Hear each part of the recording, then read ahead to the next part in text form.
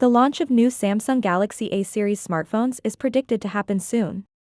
The Samsung Galaxy A24 4G, which has already emerged in leaked renders alongside databases like Geekbench and BAS, has now made an appearance on FCC. The listing reveals some key aspects of the upcoming Galaxy A24 4G.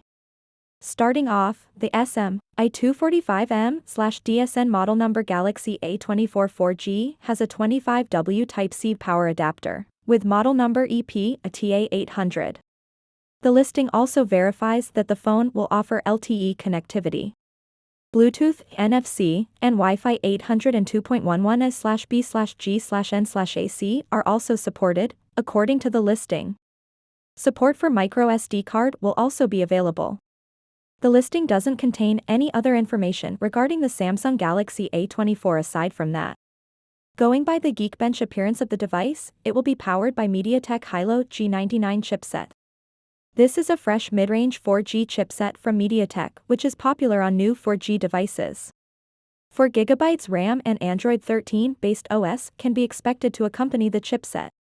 Back in October 2022, leaks emerged stating that the Galaxy A24 will feature a 6.24-inch AMOLED display with an FHD+ resolution and a 90Hz refresh rate.